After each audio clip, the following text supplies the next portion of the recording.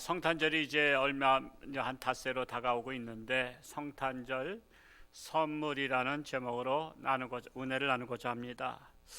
제 신앙을 뒤돌아보니까 제가 70년대 초창기부터 정식적으로 신앙생활을 했습니다. 60년대 주일학교는 여름 성경학교 때 갔고 또 이렇게 선생님이 또 가자 그러면 또 가고 이렇게 그냥 들락날락 하던 거고, 제가 정확하게 73년도부터 아주 제대로 작정하고 신앙생활을 했습니다.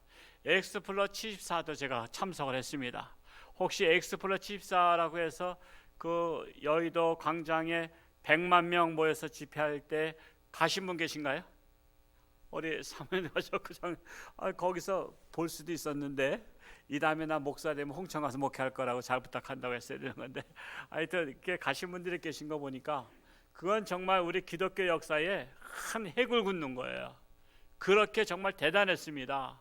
그냥 오와 열을 앉아서 그 성가대가 1000명 이상 그 앞에 그 계단식으로 만들어서 성가대도 하고 이렇게 했었는데, 그 당시에 신앙생활하면서 지금 2020년도니까 47년, 이제 50년을 가까이 하고 있습니다만 금년처럼 썰렁하고 조용한 성탄절은 처음입니다.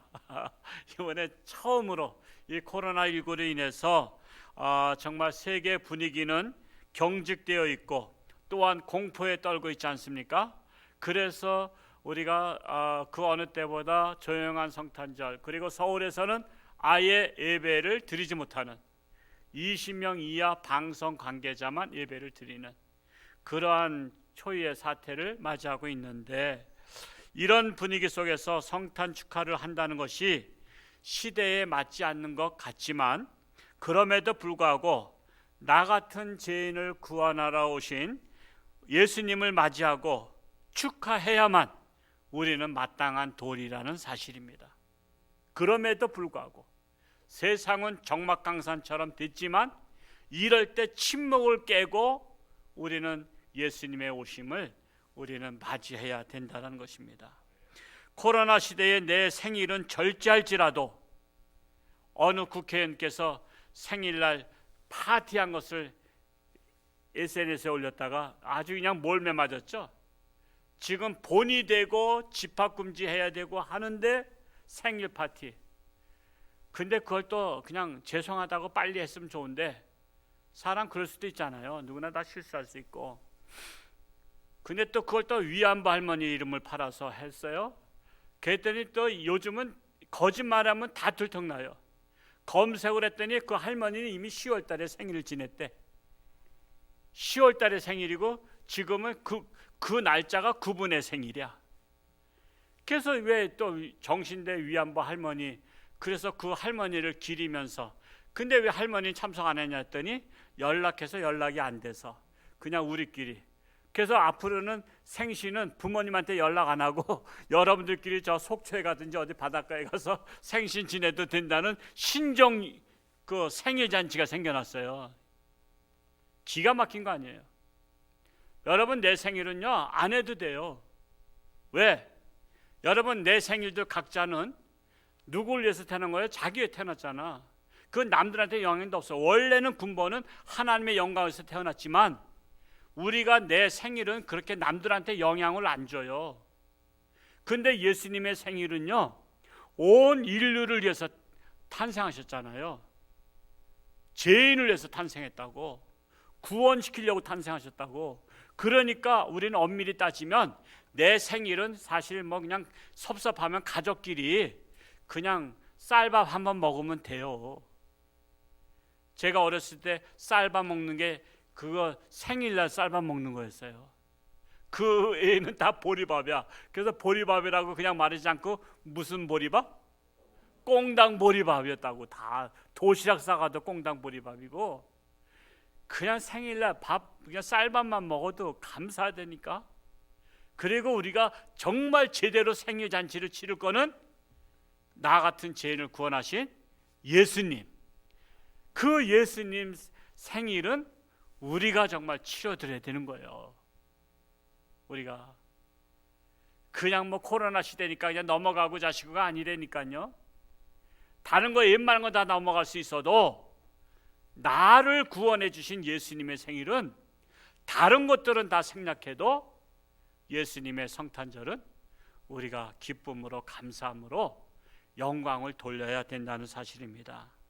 이는 마치 어린아이들은 생일에 대해서 그렇게 깊이 모르는데 어떤 생일만 귀중히 여기냐면 자기들 생일만 귀중히 여겨요. 자기들 생일. 그래서 엄마가 무슨 선물 해줄 것인가, 아빠가 무슨 선물 해줄 것인가.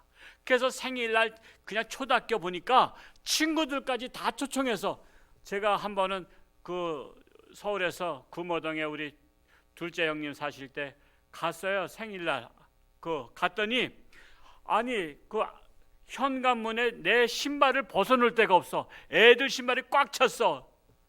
이게 무슨 날이냐 했더니 그 딸내미 생일이라고 친구들 다 동원해서 한 20여 명 신발을 다 벗어놓으니까 내 신발, 또 더군다나 내가 신발 문수가 커가지고서는 벗어놓을 데가 없어. 우와, 생일 잔치를 그렇게 치르는구나. 애들 생일을 그렇게 치르는데 사실은 나이가 들고 결혼하고 시집장가 가면요, 이제는 자기들 생일보다 누구 생일을 챙기기 시작하죠? 부모님 생신을 챙기기 시작한다고. 자, 부모님 생신을 챙기기 시작하는데, 자, 부모님 생신을 10년 전에 돼지갈비 선물해드렸어. 그러면은 뭐 우리가 한 10년 전에 해드렸으니까 그냥 뭐 한 번 했으면 됐지 뭐 매년 그 해야 되나? 이렇게 생각하면 돼요, 안 돼요? 안 되잖아요. 10년 전에 돼지갈비 했어. 근데 저 형편이 좀 나아졌어. 그러면 이왕이면 나아지면 뭐로 할까? 우리 홍천에서 소갈비. 나는 한우갈비인 줄 알았더니 소갈비를 한다고. 거기서도 또 맛있는 게 어디예요? 뭐 등심? 이왕 한다고. 그러다가 또 여유가 생기면 뭐 해드릴까요? 그래도 또 우리 부모님 고생하시고 우리 키워드려 주셨는데 그래도 속초라도 바람 쐬고 와야 되겠다.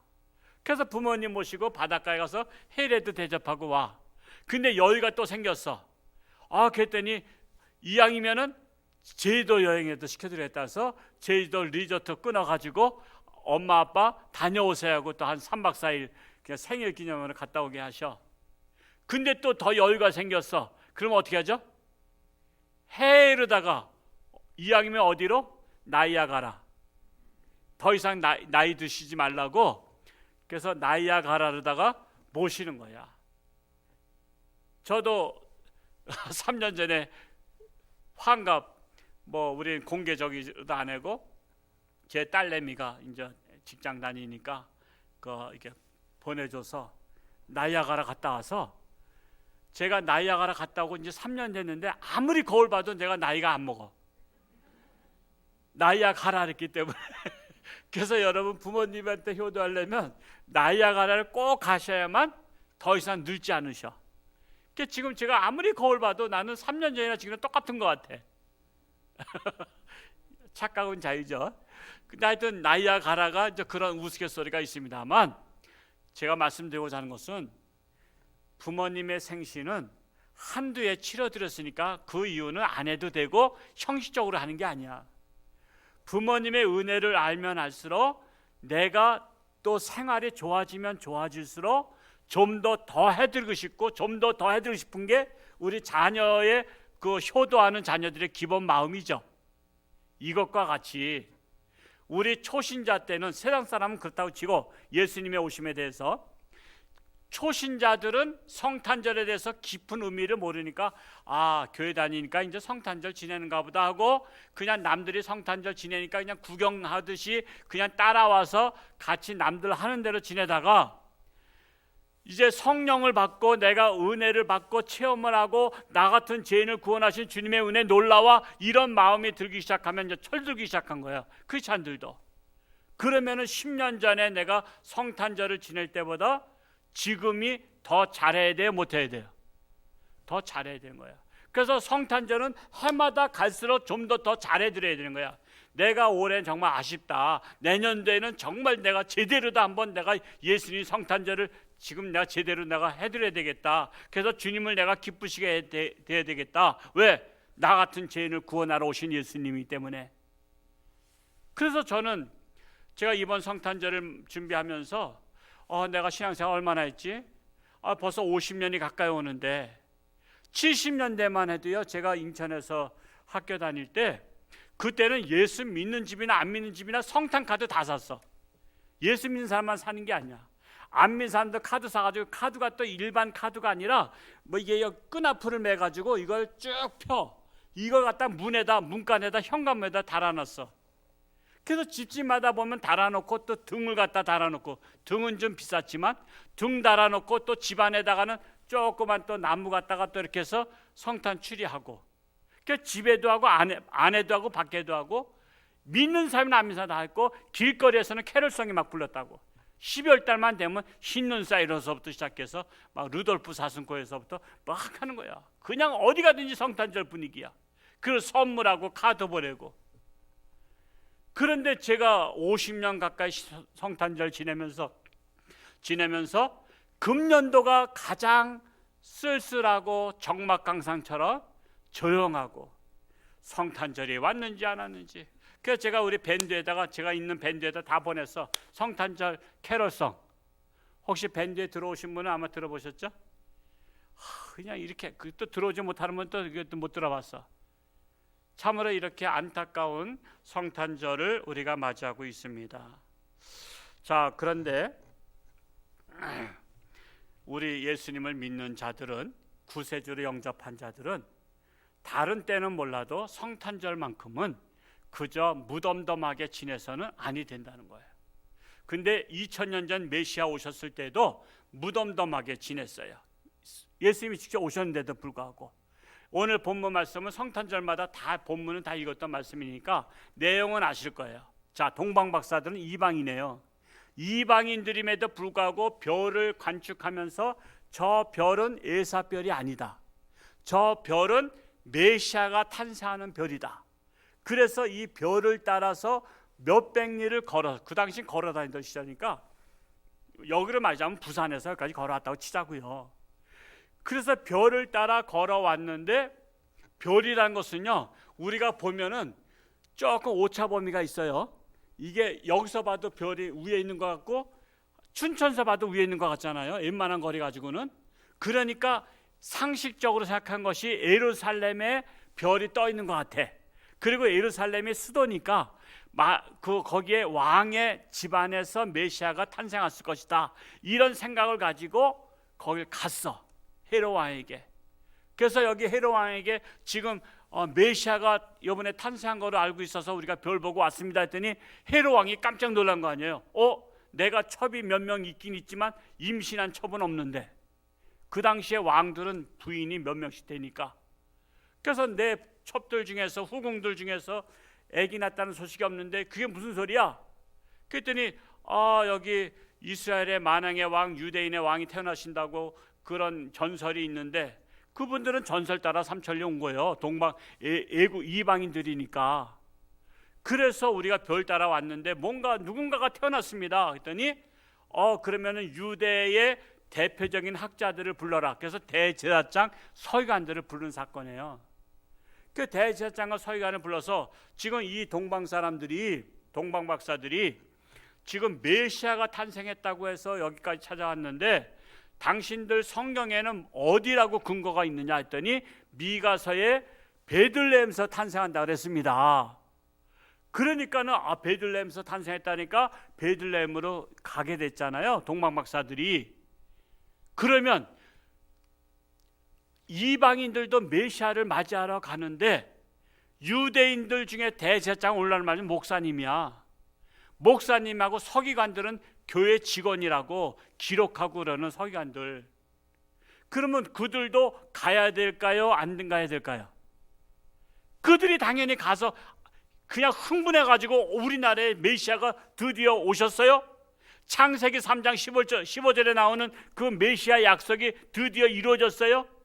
야, 대제사장들 다 불러, 바리새인들 다 불러, 서기관들 다 불러, 우리가 앞장서서 베들레헴 가서 메시아 찾아보자 해야 되는데 그들은 덤덤한 거야.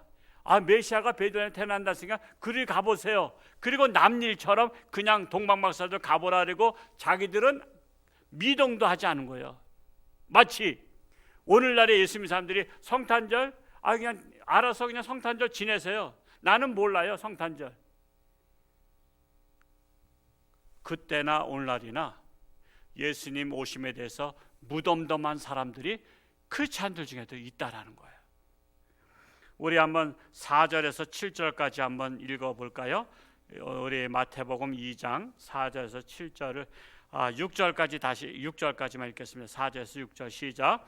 왕이 모든 대제사장과 백성의 서기관들을 모아 그리스도가 어디서 나겠느냐 물으니 이르되 유대 베들레헴이오니 이는 선지자로 이렇게 기록된 바 또 유대 땅 베들레헴아 너는 유대 고을 중에서 가장 작지 아니하도다. 내게서 한 다스린 자가 나와서 내 백성 이스라엘의 목자가 되리라 하였음이니이다.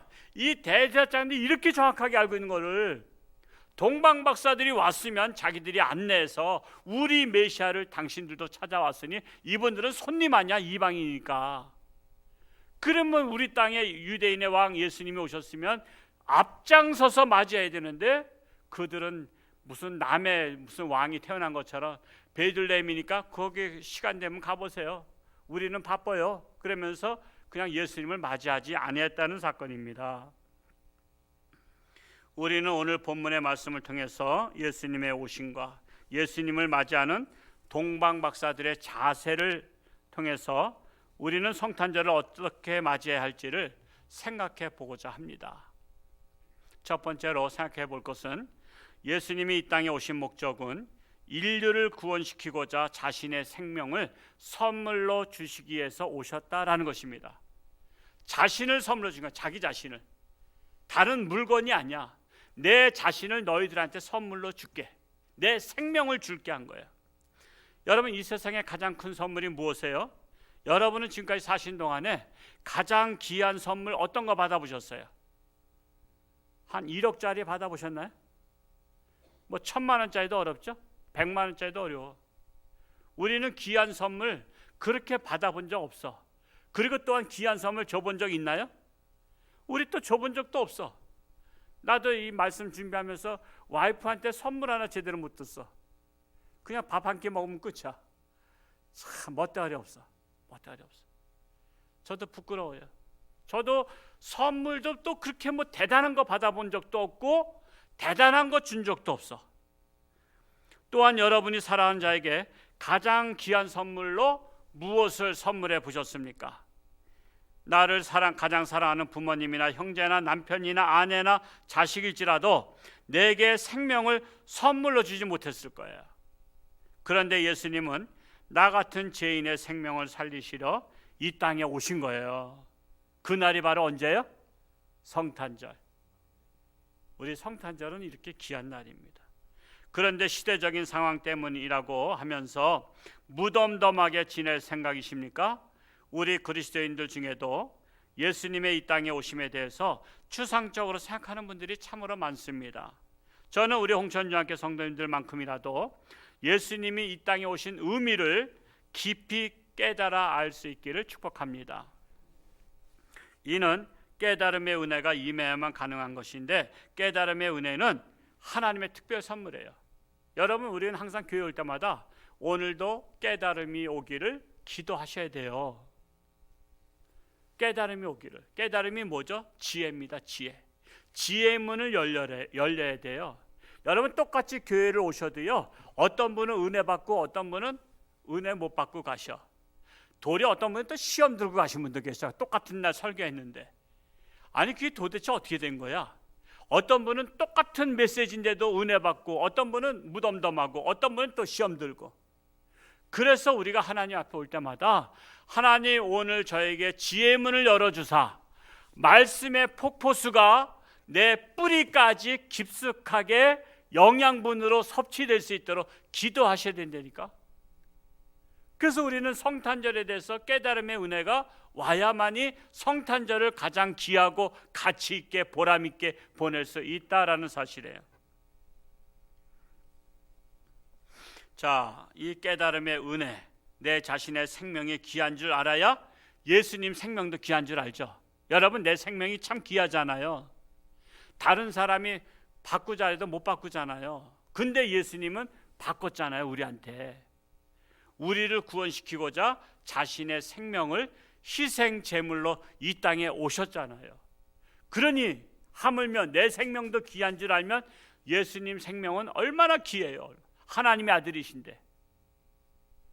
그래서 예수님의 생명을 선물로 주시러 오신 것을 우리는 귀하게 볼 줄 알아야 된다는 사실이에요.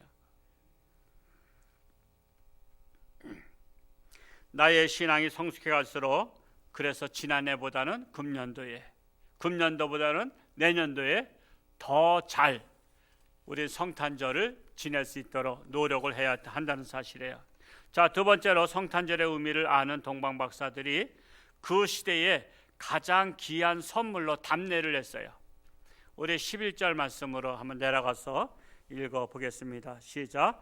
집에 들어가 아기와 그의 어머니 마리아가 함께 있는 것을 보고 엎드려 아기께 경배하고 보배압을 열어 황금과 유황과 몰약을 예물로 드리니라 그랬어요. 자, 선물은요, 누구에게 하느냐에 따라서 가치가 달라져요. 자신의 생명을 선물로 주시기 위해서 오시는 예수님의 목숨의 가치를 아는 동방박사들이 최선을 다해서 가장 귀한 것으로 선물한 거예요. 자, 그 당시에 황금과 유황과 몰약은 굉장히 고가품이었습니다. 최고의 고가품. 근데 2000년이 지난 오늘날도 마찬가지예요. 자, 생각해 보겠어요. 자, 황금 2000년 전이나 오늘날이나 요즘은 뭐 좀 싸졌나요? 황금이 더 비싸졌죠. 제가 옛날에 그 90년대, 2000년대만 해도 돌잔치 하는 집에 돌반지 가져왔어요. 돌반지 가져간 거 아시죠? 우리 교회에서도 돌잔치 하는 저한테는 예배 드려주고 돌반지 하나 줬다고 제가 처음에 와서는. 근데 이 돌반지가 천정부지로 올라가서 지금 얼마냐고 일부 때 물어봤더니 25만 얼마래. 그러니까 여러분, 돌잔치에 우리 교회가 또 경접이가 또 규정이 있는데 25만 원씩 줄 수 있는 상황도 아니야. 그래서 돌잔치는 우리가 10만 원 이렇게 하고 있는데, 아니 황금이야, 황금을 가져온 거야. 예수님한테 답례로다가. 이건 답례품이에요. 답례품. 먼저 선물 받았어. 어떤 선물? 생명을 선물로 받았잖아. 하나님의 아들을 이 땅에 보내주신 생명을 선물로 받고 거기에 대한 답례품으로 그래서 동방박사 3명이 왔다고 보는 것은 그거예요. 한 사람은 황금을 가져왔고, 그리고 또 한 사람은 뭐예요? 유향은 성경에 나오는 이런 것 같은 거예요. 그 예수님께서 이제 겟세마네 동산 잡히시기 전에 성찬식 때 한 여인이 향유 옥합을 깨트려서 예수님의 머리에 기름 부음을 하셨잖아요. 그때 제자 중에 하나인 가룟 유다가 화가 난 거예요. 화가 나. 아니, 저 귀하고 비싼 거를 말이야, 저걸 팔으면은 300데나리온에 팔 수 있는 것인데, 여러분 뭐든지 보면 그 시대의 가치를 알잖아요. 이 향료는 300데나리온에 팔아서 가난한 자한테 나눠줬으면 좋았을 것을, 그때 내버려둬라, 내 장례식 치는 거니라.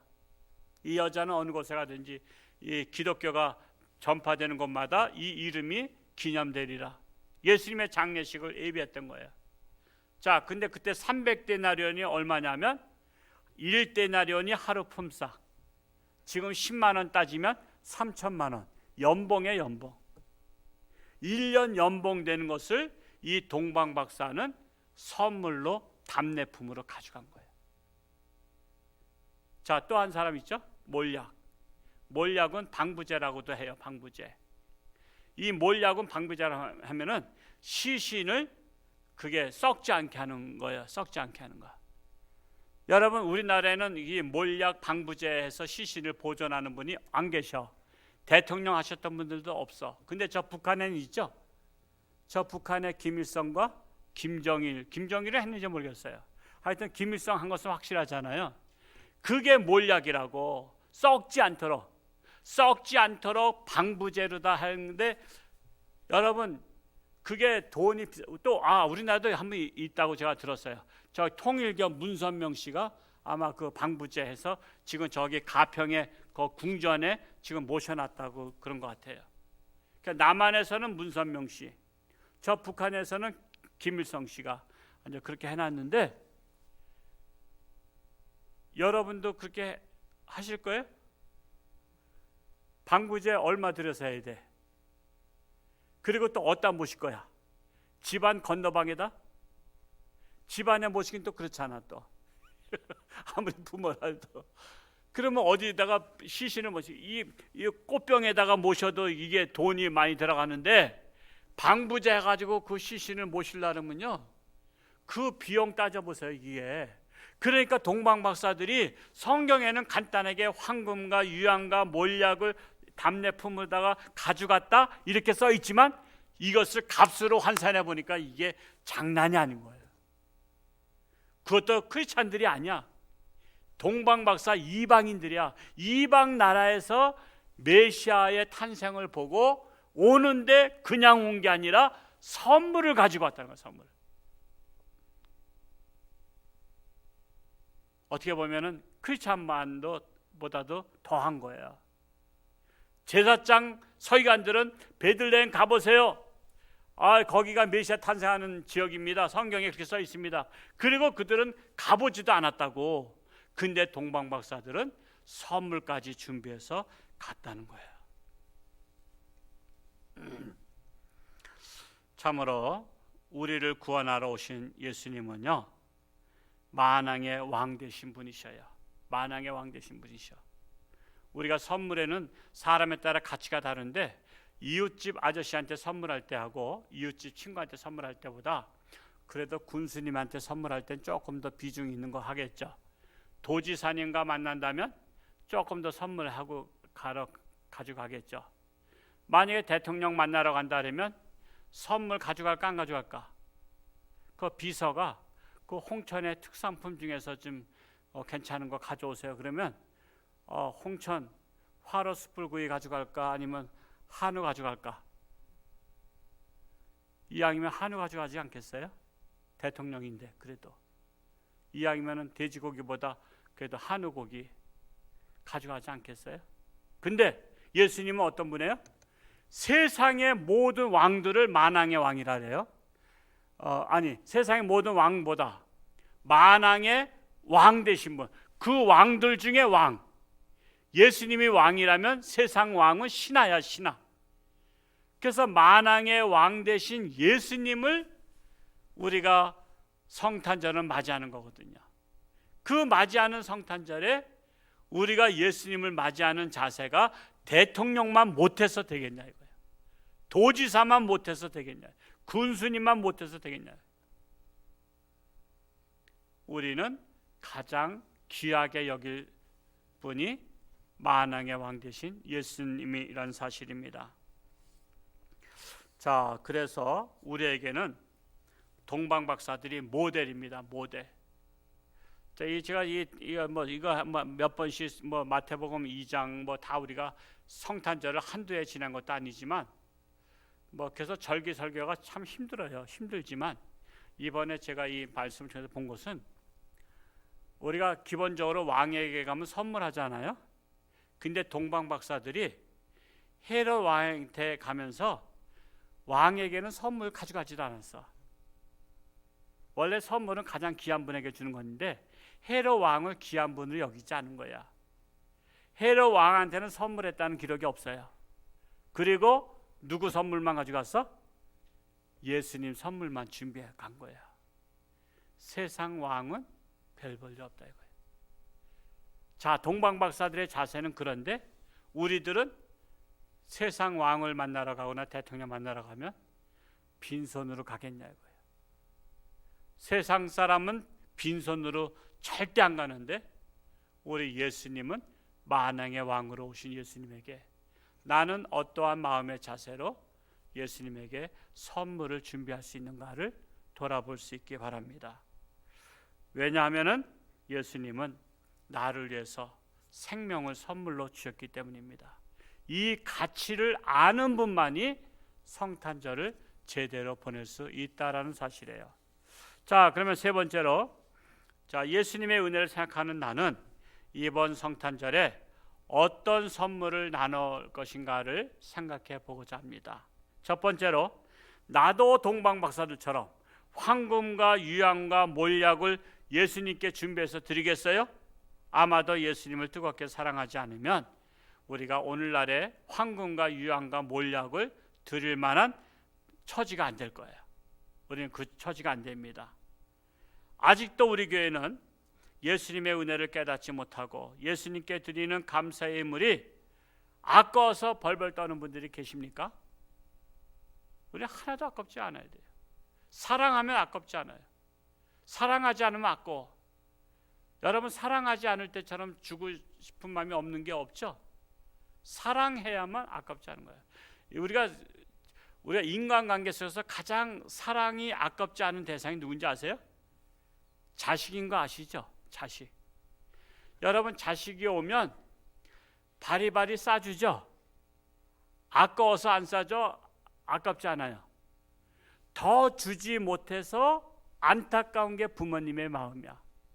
사랑하면은 아깝지가 않아. 그냥 엄마 나 이거 먹고 싶어 그러면 가져가서 해 먹어라. 엄마 이거 나가 갖다 쓰면 좋겠어. 그럼 갖다 써. 여러분, 사랑하기 때문에 아깝지 않은 거예요. 그 자식의 사랑에 비한다면 우리가 예수님에 대해서 정말 아까운 생각이 들면 나는 아직도 예수님하고 거리가 있다는 것을 생각해 보셔야 돼요. 예수님이 아깝지 않아야 돼. 예수님 앞에 내가 드린 거라면, 주가 쓰시겠다 하면 나는 정말 내 자식보다도 더 아깝지 않다. 그 정도가 될 수 있다면 정말 예수님을 사랑하는 분이에요. 정말 뜨겁게 사랑하는 분이야. 저는 우리 교회 저뿐만 아니라 우리 성도님들이 누구보다도 예수님을 뜨겁게 사랑하는 성도가 되기를 축복합니다. 아유, 이제 큰일 났다. 나 신앙생활하면서 내 이거 집안 다 거들나겠네. 여러분, 예수님 뜨겁게 사랑하면 손해볼까요? 이득일까요? 여러분, 예수님을 사랑하면 사랑할수록 절대 손해보지 않아요. 예수님은 우리한테 손해를 끼치시는 분이 아니에요. 왜? 자기 생명까지도 주신 분인데, 나는 예수님께 생명을 못 드려도 예수님은 나한테 생명 주신 분인데 절대로 우리한테 손해를 끼치지 아니하시는 예수님이셔요. 그래서 누구보다도 우리 교회는 예수님을 뜨겁게 사랑하는 성도님들이 될 수 있기를 축복합니다. 그래서 이번 성탄절에는 예수님의 은혜를 진정으로 아는 분들 될 수 있기를 축복합니다. 두 번째로, 자, 그러면 나 가진 재물이 없다면, 나는 황금 드릴 저기도 없어요. 유향도 못 드려요. 또한 몰약도 못 드립니다. 저는 가진 게 없어요. 그러면 예수님이 오신 큰 기쁨의 소식을 이웃들한테 선물로 나눌 수 있어요, 없어요? 그건 나눌 수 있잖아요. 자, 선물에는 두 가지가 있어요. 유형 선물이 있고 무형 선물이 있어요. 유형 선물은 눈에 보이는 물건이야. 만질 수 있는 물건이 유형적인 선물이고, 무형 선물은 눈에 보이지 않지만 상대방에게 줄 수 있는 선물이에요. 자, 유형 선물과 무형 선물 중에서 어떤 것이 가치 있는가 생각해 보자고요. 유형 선물은 값이 있어. 하늘을 사든 돼지고기 사든 물건을 사든 거기에 값이 있어요. 근데 무형 선물은 뭐냐면, 예수님이 이 땅에 오신 그 선물, 생명을 선물로 우리한테 줬잖아요. 예수님께서 생명을 주신 그 선물을 나만 간직하는 것이 아니라 내가 사랑하는 이웃들에게 그 선물을 또 나눠주는 거야.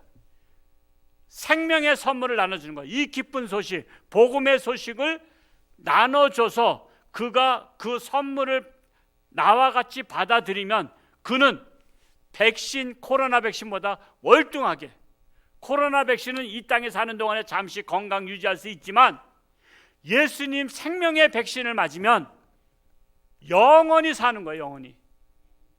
그래서 예수님 백신을 맞아야 돼. 우리는 예수님 백신은 우리 마음속에다가 그냥 털어놓는 거예요. 그냥 마음속에다 모셔버리는 거야. 그래서 이 기쁜 소식, 생명의 소식을 우리가 선물로 나눠줘서 그들이 영접하기만 하면, 이 예수님의 백신을 맞기만 하면, 이거는 100년 아니라 1000년 아니라 10,000년 아니라 영원히 우리는 천국에서 살 수 있는 그 영원한 선물을 주시는 거라니까요. 우리가 다른 거를 못 나눈다면 이건 나눌 수 있어요, 없어요? 얼마든지 나눌 수 있잖아요. 가깝게는 내 가족들한테, 자식들한테, 형제들한테, 부모님에게, 친척에게, 친구에게, 이웃에게, 직장 동료에게 이 기쁜 소식을 온 세상에 전하세. 이게 바로 선물을 나눠주는 거야. 그 예수님이 기뻐할까 안 기뻐할까? 나는 너만 영접하고 너만 구원받기 바랬는데, 아니잖아요. 예수님의 그 기본 인식은 뭐예요? 예루살렘과 사마리아와 땅끝까지 이 복음을 전파하는 게, 네가 내 선물을 받았듯이 내 선물을 이웃에게 나눠주라. 다른 때는 몰라도 예수님 오셨을 때 성탄절만큼은 나눠줘야 될 거 아닙니까? 우리는 그런 마음의 자세를 가져야 돼요. 세 번째로, 우리는 예수님을 대신해서 가난하고 소외된 이웃들에게 따뜻한 사랑을 실천하는 겁니다. 그래서 우리 교회는 이번 성탄절에 우리 이웃들에게 예수님 이름으로 무엇을 선물할까 하다가 마스크를 선물하기로 했어요. 마스크. 그래서 우리 어르신들에게는 이번 성탄절에 오시는 분들은 그 KS 뭐라고 써있지 이게? KF94 그 최고 좋은 마스크를 20개씩 드릴 거예요, 우리 어르신한테. 근데 성탄절에 오신 분만 드릴 거예요. 뭐 누구 거 갖다 준다 이게 여부는 없어.